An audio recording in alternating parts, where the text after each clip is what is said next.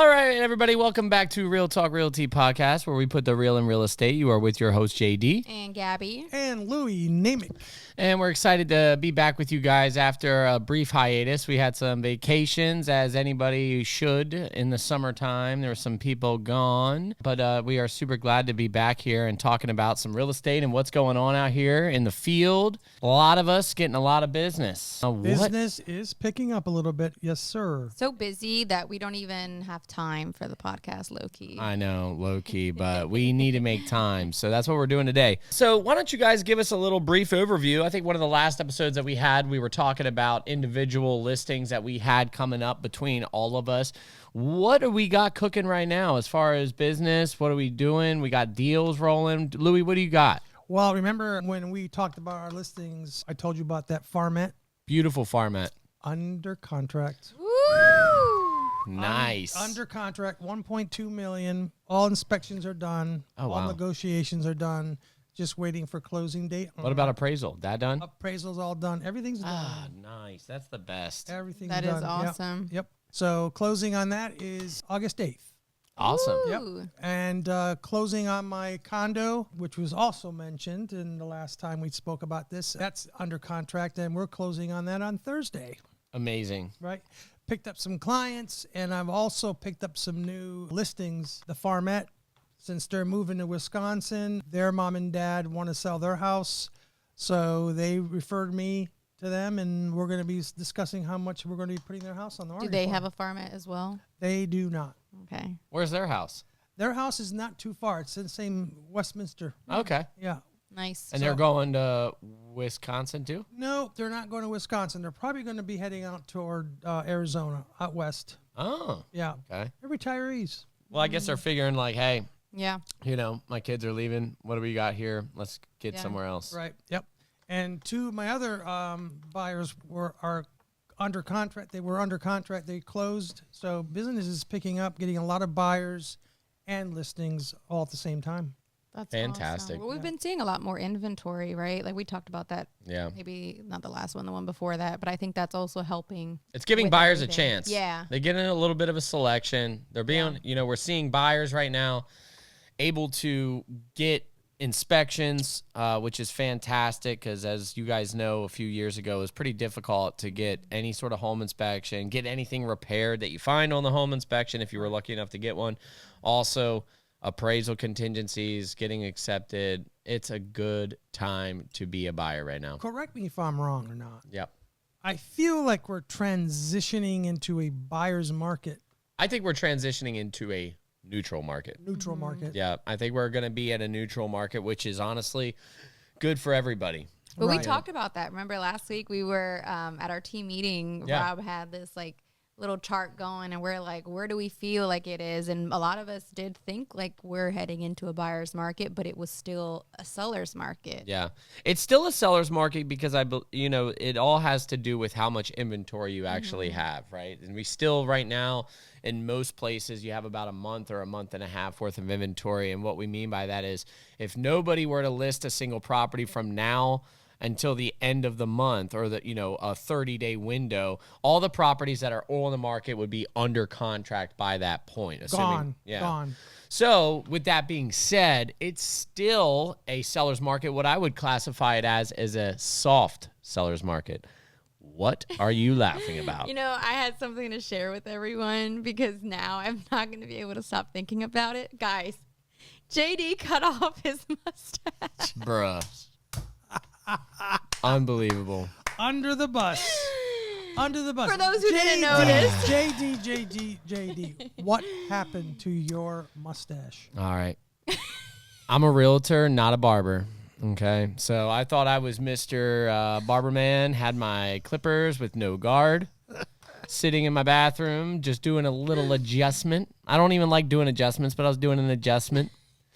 And then zzz, and a whole wing, the left wing, fell to the ground. It was absolutely devastating. Did you scream? Oh, I did more. No, he cried. I think, no, well, then as soon as I saw that, My face is as red as a fire hydrant, and I quickly start scrambling, and I go, "Oh my god, I can fix this, I can fix this," and I start chipping away at the other side. Then it gets worse. Then it's completely unmanageable, and then I'm like freaking out. My heart racing. I put on the damn guard, and I just go zzz, zzz, zzz, took it all off, and then I walk downstairs. What did Michelle say? She heard me do it because I was upstairs, and she heard me go. Ah! And then I came downstairs, and then everywhere I went for the rest of the day, I went to the gym. The front desk person of the gym, hey, you look different. then I go to my favorite gas station to get my Gatorade. Hey, something's different about you. Then I come into the office, and actually I did see you, or no, it was somebody else. No, I saw Asia, our property management, and she goes, "You are different today." I'm like, listen, one more person tells me that I look different, it's over. So we're back on the journey of regrowing it. JD, you do look different. Yeah, you do. My grandma said I looked better. All right, so question. Do you plan on growing it back? Oh, yeah, we're already in the works. It's going to take a minute. It's going to take about a month and a half. Sheesh. It's pretty upsetting. Yeah. Wow. Not going to lie. All right, back to business. Back to business. Yeah. So, Louis, what you're telling me is all those listings that you had a couple weeks ago, what you're telling me is that you get properties sold. Yep, properties are getting sold. Yes, we are getting them sold. But talk about listings getting sold. This dude had like 10 listings, and they're like all under contract right now. I wouldn't say I had 10 listings. 8. I had a considerable amount of listings. I have 8 pending transactions right now. Wow. 8 pending. I'm really excited about that, and I believe all my clients are very excited about that as well. But no, seriously, patience is key. I had some listings that were sitting a little bit longer than I would have hoped for, but I think we've all had. yeah. And you know what, though? Even though it was a little longer than what I wanted it to be, they still all fell within their average property marketing period for whatever that zip code dictated. So we pull Industry Watch, which is a tool that the MLS, the Multiple Listing Service, gives us to get an idea for what's going on in certain areas. And there's a tab there that will tell you in your zip code, based on where you live, the average time it takes for your property to go under contract from the moment you get it listed, and then how long that takes. And that's where we've been talking so much about expectations lately.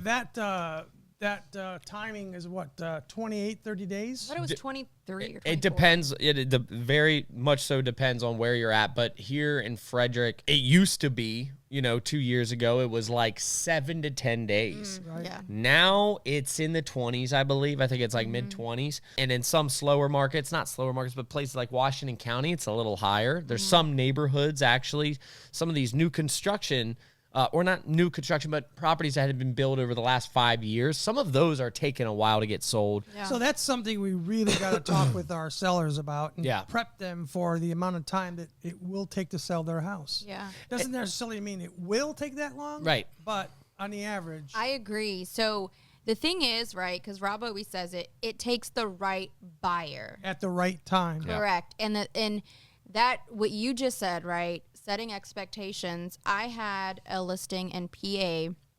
It was on the market. Now I prepped them. I said it. That was a big listing, so it was million? No, so this one is before this one, which I don't know if you realized, but they decided not to sell because they weren't getting anything. It was like 40 days, and they got impatient, and they're like, you know what, we're just going to stay put where we're at. We're not going to sell. Well, another house like across the street from them decided to put their house on the market. I told him, I just want to be real with you. This person, they canceled because it took 40 days and they weren't getting anything. Yours may take a little bit. 2 weeks later, under contract, the first showing. So it goes to show. First showing. Yeah, first showing. Isn't that weird? It took 2 weeks. So back to what JD was saying, it's a little bit slower, but it took 2 weeks to get the showing, and that first showing was the one that went under contract. Yeah. Wow. And something important to note, too, is that just because it takes longer doesn't mean you're going to get less. Yeah, that's true. Because I correct. did, this one of the properties, 38 Herman Gaver in Hagerstown, it's still under contract, but the property had sat there for 3 weeks. We maybe had 4 or 5 showings, which to me is a lot less than I would like to see in 3 weeks. But the person who ended up getting under contract, it was right around list price, even 3 weeks later. So it doesn't mean you're going to get a low ball, but it is something to be conscious of, because once you start approaching, it still fell within that marketing period for that area. Once you start going outside, once it's like, if your zip code says your home should sell within 3 to 4 weeks, you're on week 6. Now you're in danger of low ball territory. This is where you're going to start getting low balls or people that need seller help. Yeah. When that happens, it's tough for a realtor to do this, but it's good for the client. Yeah. If that starts happening, then you as a realtor have to advise your sellers and your clients, hey, maybe we should regroup. Maybe it's time to take the house off the market for a bit. Yep. And regroup with a good price or lower price at a later time. Yeah. It's hard to do, but it pays off, because you're right. You probably end up getting more for the house than you anticipated. Well, I've done that too before, and I've where I've relaunched a listing that had sat there. I had one earlier in the year, and that was the case. We took it off for a bit, and it was already a perfect house. We didn't need to make any improvements, but we took it off for a bit just to stop burning the days on market. Gave it some time, relaunched it. This was actually early in the year, so we kind of listed right around January-ish. Yeah. Then we said, you know what, let's just put it back on in the spring, and we did at a new price. Not a much different price, but a little bit different. You know which house I just did that with? Which one? The Farmette. Oh, really? Yeah. Took it off the market for a while, regrouped. How long did you have it off the market? Had it off the market less than a week. Oh, wow. Sheesh. Okay. So what happened was, after we did that, we took it off the market. It didn't reset the listing, but it brought it back up to the top on the algorithms. And we had 3 people show up with 3 possible offers, and one of them stuck. Insane. Yep. Wow. So even just a week off and then coming back on makes a hell of a difference, as you can tell. So but not every realty brokerage or realtor are the same. No. So some are looking out for themselves, and some of them are looking out for their clients. that's correct. And sometimes, there's agents out there that just want to get the deal done, right? They just They just rush it. Right. You got to be very honest and be brave when you have these conversations with your clients. I have a client right now that I'm working with who over the weekend wanted to see a property, and I was out showing other properties. Or no, I was doing something else. I couldn't be there. So I called the listing agent, and the listing agent actually met my client there. He was that's a good listing agent. If he's trying to sell his seller's property, he's willing to meet my buyer out there. So he did that. But anyway, she ends up making an offer. We're working on that right now. But I called her last night, and since I didn't get to see the property, I have been kind of following her journey. She's got 2 kids. I'm kind of looking out for her. I just want to make sure that she likes it. I called her last night, and I just said, hey, I need you to tell me that you love this property, because we're making an offer on it. I didn't get to see it, and I've been with you for the last 10 showings. I just need you to tell me why you like it. So then she starts listing out all these things, and then at the end of the call, she actually thanked me. She's like, no, I just really appreciate you not wanting to just get the sale, that you actually want to make sure that it fits all my needs, because I've been with her, like I said, for several showings, and we've been very particular. So the one showing that I wasn't there is the one that she likes. I just wanted to make sure she wasn't rushing into anything. That speaks volumes. Yeah. It does. So, but your clients can feel that, if you're genuine or not. Yeah. I call it the BS meter. The BS meter starts going ding, ding, ding, ding, ding if you're just like kind of trying to make your way through. But that's why I love this team and everybody that's on it, because we all are here not only to provide for our families, but make sure that everybody else is provided for along the way. That's true. Yep. Yeah. And honesty is the best policy. So Gabby, tell us a little bit about what you got cooking. First off, if you're watching this podcast, let's do a segment. This could be its own clip. We got a listing we're trying to get sold right now. What is the address to that listing that is on the market that is absolutely gorgeous? What's the property address? Tell it. 1807 Fairway Lane in Frederick, Maryland. Go check that out. 1807 Fairway Lane. Go Google that address. We might even post it in the comments. Beautiful house in Frederick. Let me give you a little storyline on it. It's move-in ready, isn't it? It's move-in ready, and guess what else? It's at a list price. Ago. It was appraised recently for $680, $690? $700,000. It was appraised for $700,000, okay? And that just happened. And what are we selling it for? $638,500. $638,500.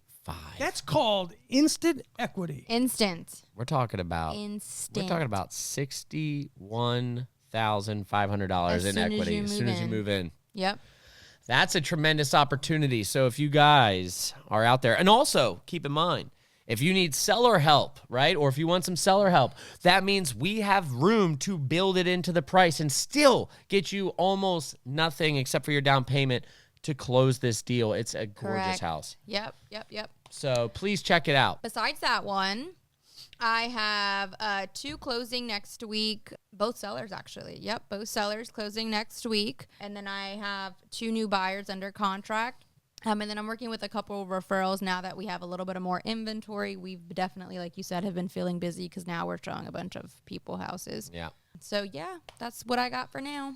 That's really good. Everybody's rocking and rolling. During our team meetings, like you guys might know this if you followed the podcast for a while, we always talk about wins at the table during our team meeting, and everybody's had something great to share. Mm-hmm.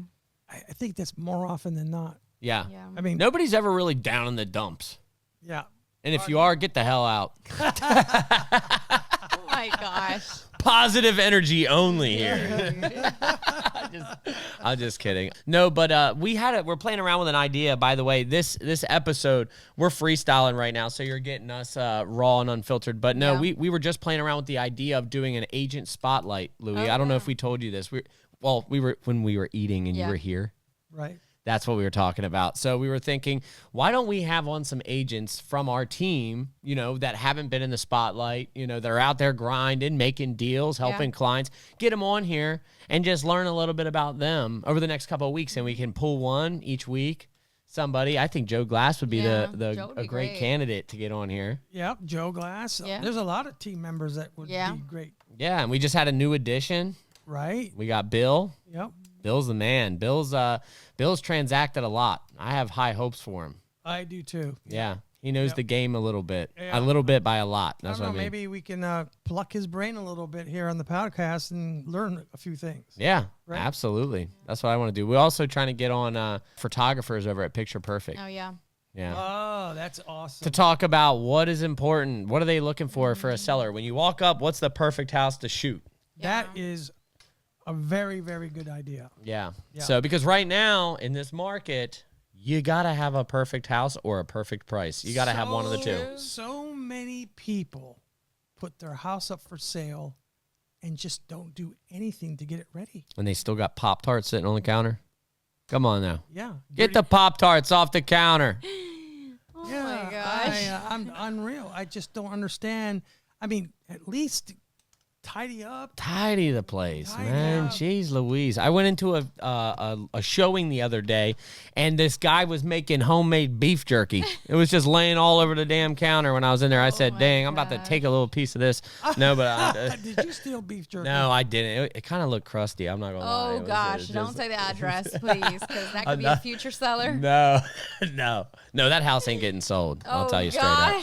No, it's not getting sold anytime soon. Honesty is the best policy. Unless it's free. I mean, we're seeing some wild things out there with all this inventory now. There are so many people that are pricing properties as if it was 2 years ago. So now you have a lot of lingering properties. Well, not only are they pricing their property as 2 years ago, but they're not doing anything to get that price. Yeah. They're not cleaning. They're not touching up. That beef jerky house, I'm dead serious. There was a, like the little kids, toilets that they use, the little tiny toilets, filled with pee.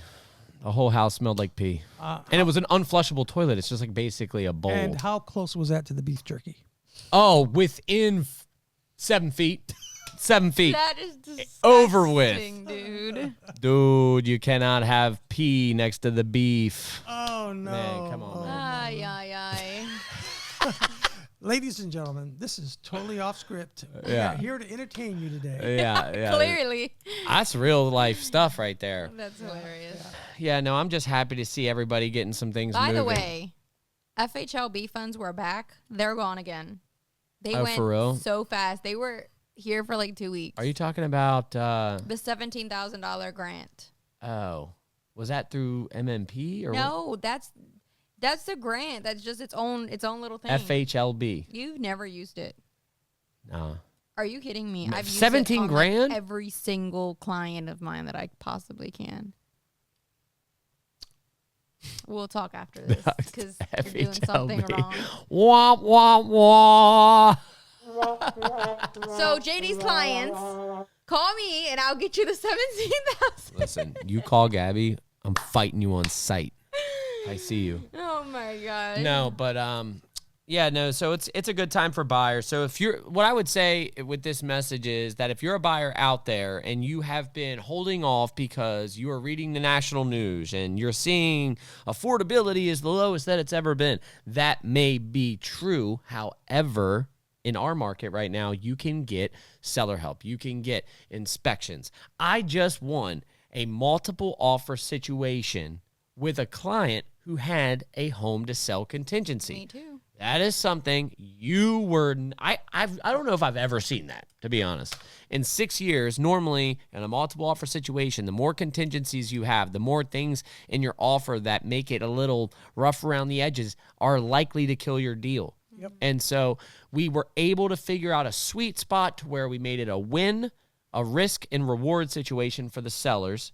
We gave them a little bit more, okay, and in hopes that we could beat the other offer. Plus, I had already had photos done on the listing, so I was able to show the listing agent, here's the house that my clients are going to be selling, and it's a beaut. And so when you do that, it takes the risk so much out of it and makes it worth it. So I just thought that was interesting. I'd never gotten won a multiple offer situation with a home to sell contingency. I mean, it's crazy. You know what also helps you win impossible deals? Being cool. Being cool, but not only that, picking up the phone and talking to the other agent. Pick up the darn phone. I've won so many deals that way. Yeah. Yeah. Just when they see your name, like, oh, this is the agent on this one. Like, I'd much rather work with this person than this person. Or I've worked with that agent before. He's awesome. Yeah. Right? Yeah. Yeah. Uh-huh. Yeah. Karma always comes back to get you in this business. If you're an agent out there who doesn't pick up your darn phone when you have the listing, when you go to call us, and we're going to pick up the phone because we ain't like you. We're not going to stoop to your level. True. But we remember. Yep. We remember. Oh, yeah, we remember. Oh, do you remember that one time you were very, very rude? You didn't answer the phone. Remember that one time I submitted an offer and you had remember? 7 offers and you wouldn't let me talk to you about my client?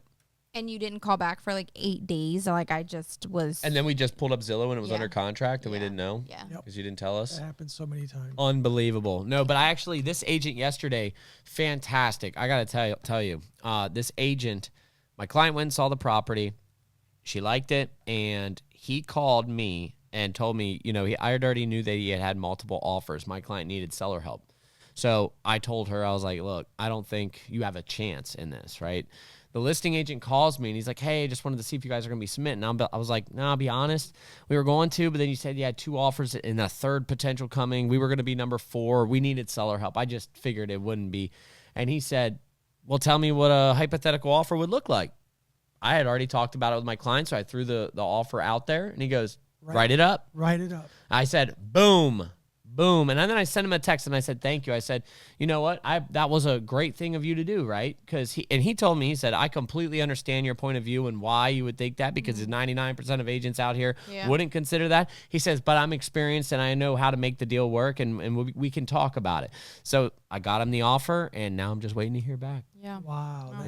That's an agent. And I texted him and I said, hey, man, I appreciate you calling and fishing to see if I had a deal that was ready to be had. And he said, you're absolutely welcome. He was doing the best job possible for his client. For sure. And that's a good agent right there. Yep. Yeah. And when I called my buyer and I said, hey, look, we just had the conversation about not submitting. She decided not to. And then I said, look, he said that we could probably get the seller help taken care of. And she was like, oh, really? And then she was like, send it. So then we got it typed up right away last night, 8 p.m., sent over. So fingers crossed, maybe have 9 pending by the end of the day. Oh, my gosh. That's right. Well, we got like 2 minutes left. Oh, 2 minutes left. 2 minutes. That's plenty of time. if you are out there and listening to us and you're planning on selling your house or purchasing a house, remember one thing. Team that you choose and the realtor that you choose is very, very, very, very important. It's everything. It's everything. It could, if you choose the wrong brokerage, you could end up losing money, leaving money on the table, or you could have to relist sometime and not get the job done. Yeah. Every member of this team on the Rob Crop team gets the job done. Yep. Right? If I had $1 for every time we followed up behind an agent that couldn't get a property sold and then we got it sold, we'd probably have like $38. Oh, yeah, $38. That's a lot of money. been there, done that. Yeah. I mean, if I said $1 million, that's not believable. 38 times. I mean, that sounds reasonable to me. Yeah.